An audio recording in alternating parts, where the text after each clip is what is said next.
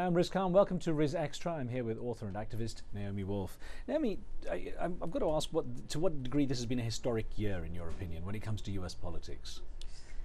It's a critical year, certainly historic. The big headline for me is how dramatically signposts in the closing down of an open society have been established. Everything from the beating of protesters at the RNC, preemptive detention at the RNC, journalists like Amy Goodman and Jane Hampshire, ABC producers being arrested, the fact that the directive to torture prisoners went all the way up to the White House. Those are the turning points. Obviously, we have a woman vice president and a woman, we had a woman presidential candidate. Those are important too, but I would say secondary. Now, your book, The Beauty Myth, took the media and the American society to task for treating women as objects.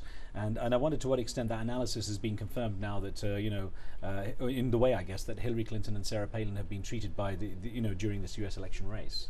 I think we've moved on a fair amount since that book was written, in the sense that I always knew that when there were more and more women in positions of authority, those stereotypes would be less important. So sure, there's been some stupid commentary on what Mrs. Clinton is wearing, or did she cry, or lipstick on a pig or whatever, but I think most voters anyway know that that is a sideshow.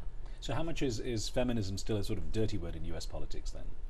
Well, I don't think feminism is a particularly active word. I don't think it's a dirty word anymore the way it used to be. But Americans tend to shy away from isms. I do think that it's very, the Bush White House, and I think the Bush White House is manipulating Governor Palin very clearly, have always been good at using symbols of feminism to appeal to women, even when they advance policies that are extremely dangerous and repressive for women. So for instance, we were told that we were invading Afghanistan because 12-year-old girls were not allowed to go to school. That there was this sort of neo-feminist explanation for this geopolitical decision, where Mrs. Governor Palin is being showcased as this working mom, when President Palin is going to strip American women of abortion rights, strip them of health care, and carry on the establishment of a police state, and police states are notoriously hardest on women and children.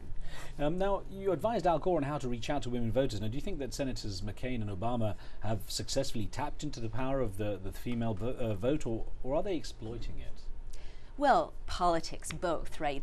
Reaching out is the same as exploiting. I mean, I am satisfied that in 2008, unlike in 96 and 2000, even the powerful white men or the powerful black men understand how critical, these female swing voters are.